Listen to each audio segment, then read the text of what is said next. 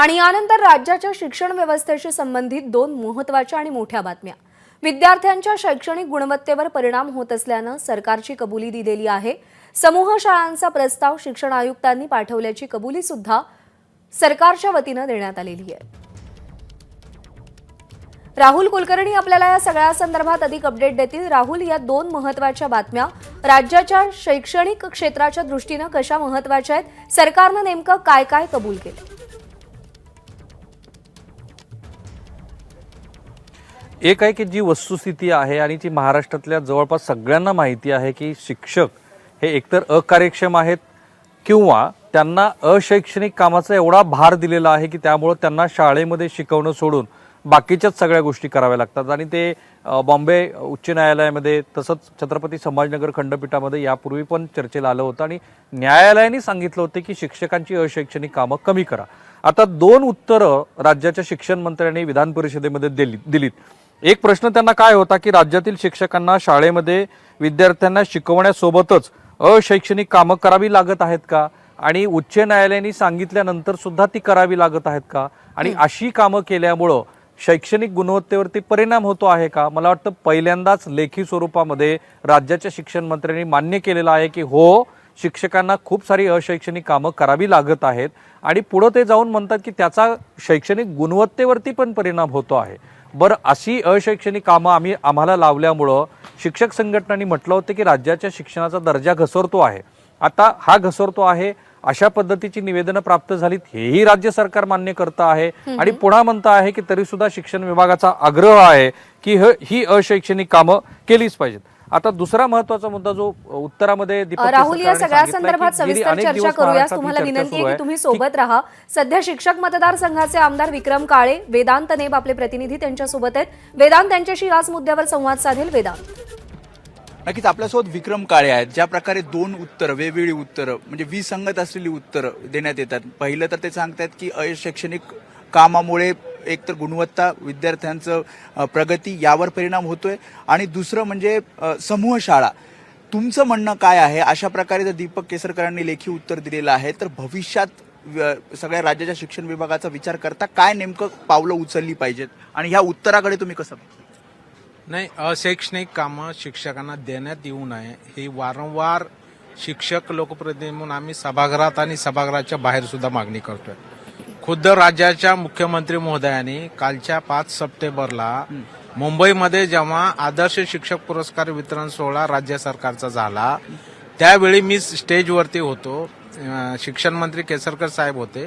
खुद्द मुख्यमंत्र्यांनी जाहीर केलं की यापुढे शिक्षकांना कोणतीही अशैक्षणिक कामं दिली जाणार नाहीत। या राज्याचे प्रमुख जेव्हा एखादी घोषणा करतात त्याला वेगळं महत्त्व असतं।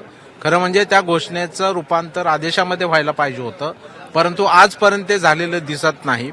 परिणामी याचा गुणवत्तेवर परिणाम होतोय, परिणामी विद्यार्थ्यांची संख्या कमी होते आणि परिणामी आपल्याला शाळा समूहासारखा निर्णय त्या ठिकाणी घ्यावा लागतोय। मला वाटतं माननीय शिक्षण मंत्री महोदयांनी ठामपणाने सभागृहात सांगितलं पाहिजे होतं की यापुढे कुठलंही काम आम्ही शिक्षकांना देणार नाही। नाही, शिक्षण मंत्री असं म्हणतात की पटसंख्या जरी 20 पेक्षा कमी असेल तरी शाळा बंद होणार नाही। तर दुसरीकडे प्रस्ताव आल्याचा, समूह शाळांचा प्रस्ताव आल्याचं ते सांगतात, त्यातही कन्फ्युजन आहे। नाही, निश्चितपणानं एक ठाम भूमिका माननीय शिक्षण मंत्री महोदयांनी घ्यावी। खरं म्हणजे शिक्षण मंत्री महोदय शिक्षणाकडे आणि विद्यार्थ्यांच्या शिक्षकांच्या प्रश्नाकडे लक्ष देत आहेत, त्याबद्दल आम्ही आभार व्यक्त करतोय। परंतु ठामपणाने घोषणा झाली, मुख्यमंत्री महोदयांनी सांगितलं, परंतु निर्णय होताना दिसत नाही। आज निवडणूक आयोगाचं काम, जे काम राज्याच्या हातात नाही, वरतून आदेश येतो, केंद्र निवडणूक आयोगाकडून आदेश येतो आणि कलेक्टर महोदय शिक्षकांना ह्या निवडणुकीच्या कामामध्ये बीओल म्हणून त्या ठिकाणी घेतात। म्हणजे त्याच्यावर प्रतिबंध कोण करणार आहे? खरं म्हणजे एखाद्या यंत्रणेचं मनुष्यबळ वापरायचं असेल तर त्या यंत्रणेला विचारलं पाहिजे। ते म्हणतात की समिती नेमली जाईल यावर आणि निर्णय घेतला जाईल। नाही, ह्याला समिती नेमायची गरजच नाही, कारण शेवटी आमचा शिक्षक हा त्याचं काम आहे विद्यार्थ्यांना शिकवणं, आणि शिक्षणासारखं महत्वाचं काम सोडून तुम्ही इतर काम लावता कसे, हाच मुळात आमचा महत्वाचा प्रश्न आहे। त्यामुळे मला वाटतं समितीची गरज नाही। हा माननीय शिक्षण मंत्र्यांनी निर्णय घ्यायला ते समर्थ आहेत, त्यांनी तो निर्णय घेतला पाहिजे अशी आमची भूमिका आहे। त्यामुळे ठोस जी भूमिका आहे शिक्षण विभागाची ती शिक्षण मंत्र्यांनी मांडावी, कारण मुख्यमंत्र्यांच्या सूचना असताना सुद्धा जर अशा प्रकारे उत्तर येत असतील तर त्यावर आता शिक्षण मंत्र्यांनी उत्तर द्यावं, ठोस भूमिका सभागृहात मांडावी किंवा मग माध्यमांसमोर मांडावी, असं विक्रम काळेंचं म्हणणं आहे। प्रज्ञा, बरोबर आहे. शिक्षणेतर कामांचा जो काही बोजा आहे तो शिक्षकांवर वाढतोय आणि त्याचा परिणाम विद्यार्थ्यांच्या शैक्षणिक गुणवत्तेवर होत असल्याचं लेखी उत्तरामध्ये शिक्षण मंत्री दीपक केसरकर यांच्याकडून सांगितलं गेलेलं आहे. समूह शाळांचा प्रस्ताव शिक्षण आयुक्तांनी दिल्याची सुद्धा सरकारनं कबुली दिलेली आहे. अर्थात आता या संपूर्ण प्रकरणावरती नेमका काय उहापोह केला जातो आणि यातून काय मार्ग काढला जातो, कोणतीही समिती नेमण्याची गरज नाही. शिक्षण मंत्र्यांनीच यामध्ये ठोस भूमिका घेतली पाहिजे अशी मागणी शिक्षक मतदारसंघाचे आमदार विक्रम काळे यांनी एबीपी माझाशी बोलताना केली आहे. आणि आपले प्रतिनिधी राहुल कुलकर्णी सध्या आपल्यासोबत आहेत आणि राहुल कुलकर्णी हे विक्रम काळे यांना काही प्रश्न विचारतील. राहुल काळेसाहेब, ही स्पष्टपणे, आता मला तो शब्द वापरायचा नाही कारण विधिमंडळातल्या दिलेल्या उत्तराबद्दलचा आहे, पण ही परस्पर विरोधी वक्तव्य आहेत. एकतर शिक्षक अकार्यक्षम आहेत असं तुम्ही म्हणा, किंवा आपण त्यांना इतका भार दिलेला आहे की त्यामुळं ती कामं त्यांचं जे मूळ काम आहे ते करू शकत नाहीत असं म्हणा. म्हणजे कुणीतरी कुणाला बनवत आहे असं म्हणायचंय का? एक. आणि दुसरं की ज्या वेळेला महाराष्ट्रामध्ये, कारण आपल्याला सगळ्यांना माहिती की ग्रामीण भागातल्या या शाळामध्ये होयरे वर्गातले काही विद्यार्थी शिकत नाहीत.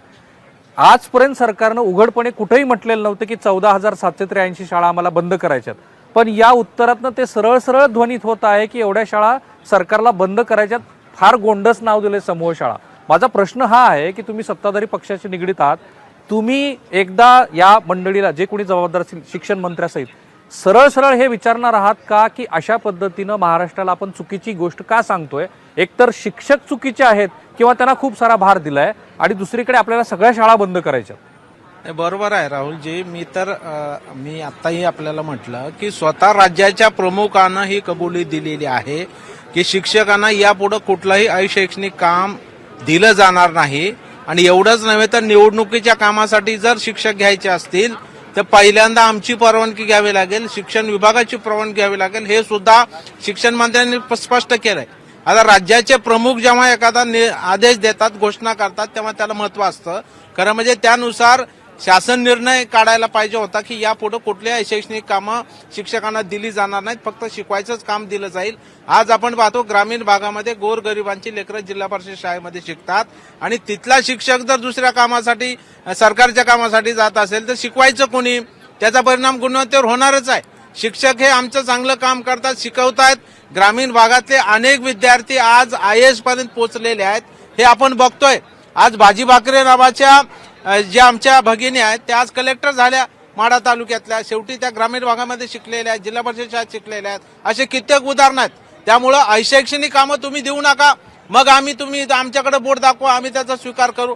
पण आज तुम्ही नको ती कामं, आज म्हणजे शाळेमध्ये एखादा शिक्षक राहतो आणि बाकी 9 शिक्षक माझा प्रश्न तो नाही, माझा प्रश्न हा आहे, म्हणजे काळे सर, माझा प्रश्न तो नाहीये. माझा प्रश्न हा आहे की महाराष्ट्रातल्या शिक्षणाचा जो काही बट्ट्याबोळ झालाय त्याला शिक्षक जबाबदार नाहीयेत, त्याला शिक्षक संघटना जबाबदार नाहीये, तर त्याला राज्य सरकार जबाबदार आहे आणि त्यांना दिलेली अशैक्षणिक कामं जबाबदार आहेत. हे आता एकदा जाहीर करून टाकलंय सरकारनं. आणि दुसरा मुद्दा हा की कालपर्यंत जे सरकार म्हणत नव्हतं की इतक्या शाळा आम्ही बंद करणार आहोत, त्याही शाळा आपण बंद करणार आहोत, हे आता जाहीर करून टाकलंय. त्यामुळे शिक्षक जबाबदार नाहीयेत हे एकदा जाहीर केलंय का? आणि शाळा इतक्या बंदच होणार आहेत जे उघडपणे शिक्षण मंत्री म्हणत नव्हते, तेही दिसतं या उत्तरातनं.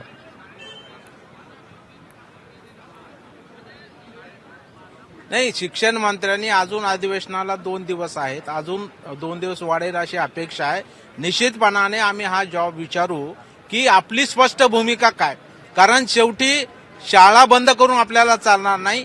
RT कायदा जो आपला नवीन कायदा आलेला आहे तो असं सांगतो की 6 ते 14 वयोगटातील प्रत्येकाला शिक्षण देणं हा सरकारचं काम आहे, तो कायद्यानं बंधनकारक आहे. असं असतील तर 5 मुलं असतील तरी आपल्याला त्याला शिक्षण द्यावं लागेल. त्यामुळे शाळा बंद करणं हा त्याच्यावरचा पर्याय नाही. शाळा हे सुरूच राहिल्या पाहिजेत, भले त्या एक शिक्षकी शाळा होतील, परंतु त्या विद्यार्थ्याला आपल्याला शिक्षणापासून वंचित ठेवता येणार नाही. समूह शाळा केल्या तर धोका काय होईल की त्या शाळेतली मुलं या लांबून इतक्या लांब जातील का नाही, हा त्यातला पुढची अडचण निर्माण होणार आहे.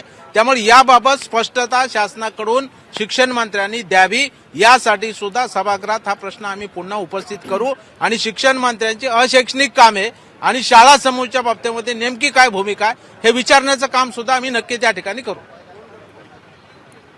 त्यामुळे आता शिक्षक आणि शिक्षकांवरती असलेला शिक्षण इतर कामांचा जो बोजा आहे त्या सगळ्या संदर्भात सरकार नेमकी काय भूमिका घेतं आणि या संपूर्ण प्रक्रियेचा विद्यार्थ्यांच्या शैक्षणिक गुणवत्तेवरती जो परिणाम होतोय ती शैक्षणिक गुणवत्ता बाधित होऊ नये म्हणून पुढच्या 2 दिवसांमध्ये विधान भवनामध्ये नेमकं काय चर्चा केली जाते या सगळ्याकडे आपलं लक्ष असेल. राहुल, धन्यवाद तुम्ही दिलेल्या सविस्तर माहितीसाठी.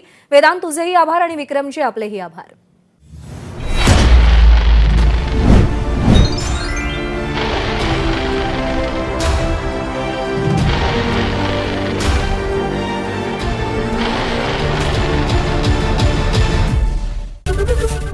एबीपी माझा, उघडा डोळे बघा नीट.